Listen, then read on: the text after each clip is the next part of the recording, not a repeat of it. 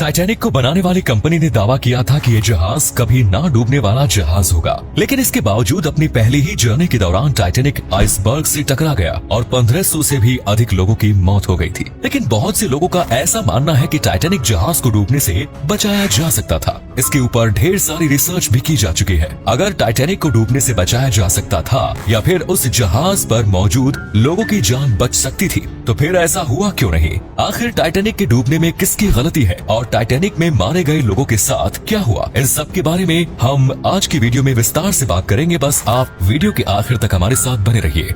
20वीं सदी की शुरुआत में टाइटैनिक को बनाने का फैसला किया गया और इसे बनाने का contract white star line company को मिला। लगभग 3 साल का वक्त, 48 करोड़ रुपए की लागत और 2000 से भी अधिक लोगों की कड़ी मेहनत के बाद टाइटैनिक बनकर तैयार हुआ। 31 मई 1911 को टाइटैनिक जहाज पहली बार पानी में उतारा गया। ये जहाज 882 फीट लंबा था, जिसका वजन लगभग 50,000 टन था। इस जहाज का पूरा नाम RMS टाइटैनिक रखा गया, यानी कि रॉयल मेल शिप। टाइटैनिक उस समय अपने आप में किसी अजूबे से कम नहीं था। ये दिखने में तो बेहद खूबसूरत था ही, साथ ही हर कोई इस जहाज पर एक बार यात्रा करने के सपने देख रहा था। इस जहाज पर लाइब्रेरी, पूल, टर्किश बाथटब, बार और रेस्टोरेंट्स जैसी सभी लग्जरी सुविधाएं मौजूद थी, जो आपको किसी बड़े रिजॉर्ट या 5 स्टार होटल में मिलती है। उस समय टाइटैनिक बनाने में $7.5 मिलियन का खर्च आया। इन्फ्लेशन के अनुसार आज के समय में वैसा ही जहाज बनाने में $400 मिलियन का खर्च आएगा। टाइटैनिक जहाज सन 1914 में 10 अप्रैल के दिन साउथहैम्पटन से न्यूयॉर्क के लिए रवाना हुआ। उस समय टाइटैनिक पर 2200 से भी अधिक यात्री सवार थे, जिनमें कई बड़े उद्योगपति, फिल्मी जगत के सितारे और इमिग्रेंट्स मौजूद थे और हर कोई इस जहाज की यात्रा के लिए बेहद उत्सुक था। जहाज की कमान 62 वर्षीय senior captain Edward John Smith के हाथों में थी। कौन जानता था कि ये यात्रा टाइटैनिक और उस पर सवार लोगों की अंतिम यात्रा साबित होगी। 12 अप्रैल से ही टाइटैनिक जहाज को आइसबर्ग की चेतावनियां मिलनी शुरू हो गई। उस दौर में जब भी कोई जहाज समुद्र से गुजर रहा होता था और उसे कोई आइसबर्ग या अन्य खतरा नजर आता, तो वो रेडियो सिग्नल्स के जरिए अन्य जहाजों को खतरे के बारे में सूचित किया करता था। लेकिन टाइटैनिक ने शुरुआती चेतावनियों को अनदेखा कर दिया। 4 दिन तक टाइटैनिक बहुत आराम से चल रहा था और सभी लोग बेफिक्र होकर अपनी यात्रा का आनंद ले रहे थे, क्योंकि टाइटैनिक केवल एक जहाज नहीं बल्कि ब्रांड बन चुका था और हर कोई जानता था कि जहाज कभी नहीं डूबेगा। 14 अप्रैल 1914 का दिन रात को लगभग 11:40 पर टाइटैनिक जहाज आइसबर्ग से टकरा गया। इस जहाज के डूबने के पीछे कई बातें बताई जाती है। कहा जाता है कि उस समय टाइटैनिक के कैप्टन के पास दूरबीन मौजूद नहीं थी और इसीलिए वे दूर से आइसबर्ग को नहीं देख पाए। दूरबीन न होने के पीछे तर्क दिया जाता है कि पहली शिफ्ट में काम करने वाले कैप्टन दूसरी शिफ्ट के कैप्टन को उस अलमारी की चाबी ही हैंडओवर करना भूल गए थे, जिसके अंदर सारी दूरबीन रखी थी। रिफ्रैक्शन ऑफ लाइट के कारण भी कैप्टन वो आइसबर्ग देखने में असफल हुए। इसके अलावा बताया जाता है कि टाइटैनिक के कैप्टन को 6 से भी अधिक बार वार्निंग मिली थी कि आगे आइसबर्ग है और वो जहाज किसी भी समय टकरा सकता है, लेकिन कैप्टन ने उन सभी वार्निंग्स को इग्नोर कर दिया। जहाज में एक क्रॉस नेस्ट की भी एक जगह होती है जहां पर एक क्रू मेंबर हर वक्त तैनात रहता है। उसने आइसबर्ग के बारे में भी चेतावनी भी दी थी, लेकिन कैप्टन के सुनने में थोड़ी गलती हो गई और उन्होंने जहाज को गलत डायरेक्शन में मोड़ दिया। जिस आइसबर्ग से जहाज टकराया था उसका साइज 200 into 400 फीट था, जो एक फुटबॉल स्टेडियम के बराबर है। कहा जाता है कि उस आइसबर्ग का वजन 1.5 मिलियन टन था। आइसबर्ग से टकराने के बाद बहुत तेज आवाज आई और टाइटैनिक पर अफरा तफरी मच गई।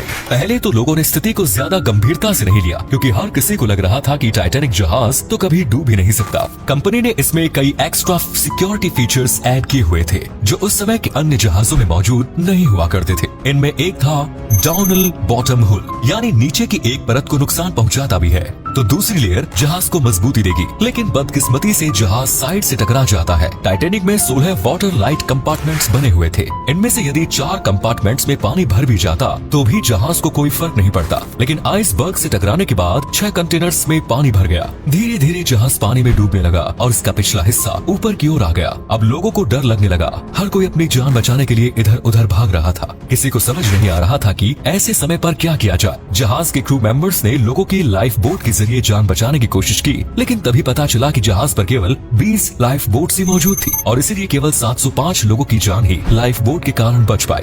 एक लाइफ बोट पर लगभग 400 लोग आ सकते हैं और टाइटैनिक जैसे जहाज के लिए 60 लाइफ बोट होना जरूरी थी। लाइफ बोट की कमी के पीछे ये कहानी बताई जाती है कि जब टाइटैनिक यात्रा के लिए चलने वाला था तो अधिक लाइफ बोट के कारण इसकी लुक खराब हो रही थी और इसलिए कुछ लाइफ बोट्स को हटा दिया गया। और चूंकि वो कभी ना डूबने वाला जहाज था तो हर किसी ने सोचा कि लाइफ बोट्स की जरूरत भी नहीं पड़ेगी।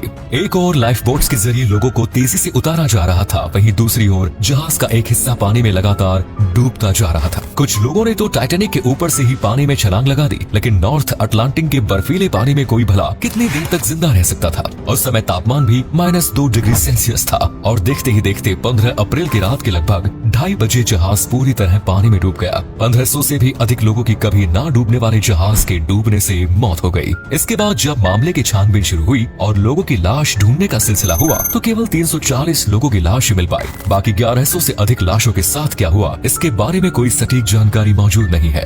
जहाज पर से जिंदा बचे लोगों द्वारा बताया जाता है कि टाइटैनिक डूबने की थोड़ी देर बाद नॉर्थ अटलांटिक महासागर में एक जोरदार तूफान आया जो अपने साथ लोगों की लाशों को 50 से 100 किलोमीटर दूर तक बहा कर ले गया। इसके अलावा कुछ विशेषज्ञों का मानना है कि बहुत से लोगों की लाशों को पानी में मौजूद मछलियां खा गई। तो वहीं कुछ वैज्ञानिकों का मानना है कि आज भी उस समुद्र तट की गहराई पर लोगों के कंकाल मौजूद हैं। जिन लोगों की लाश वहां से बरामद की गई उन्हें कनाडा के हैलिफैक्स में दफनाया गया। कहा जाता है कि टाइटैनिक को डूबने से बचाया जा सकता था यदि कैप्टन एडविन जॉन आइसबर्ग की चेतावनियों को इग्नोर नहीं करते। आइसबर्ग से टकराने के बाद टाइटैनिक ने रेडियो सिग्नल्स के जरिए अन्य जहाजों से संपर्क करने की कोशिश की और मदद की गुहार लगाई। RMS कार्पाथिया नाम के एक जहाज ने सिग्नल्स कैच किए, लेकिन वो जहाज 107 किलोमीटर की दूरी पर था, जिसे टाइटैनिक तक पहुंचने में 3.5 घंटे का समय लगता। लेकिन उससे पहले ही टाइटैनिक पानी में डूब चुका था। इसके अलावा एक और जहाज टाइटैनिक के नजदीक था जो केवल 37 किलोमीटर की दूरी पर मौजूद था, लेकिन उस जहाज के कैप्टन स्टैनली लोड ने रात को रेडियो सिस्टम बंद कर दिया और जहाज को रोक दिया था क्योंकि उन्हें आगे खतरा महसूस हो रहा था और सोचा कि आगे का सफर सुबह तय करेंगे।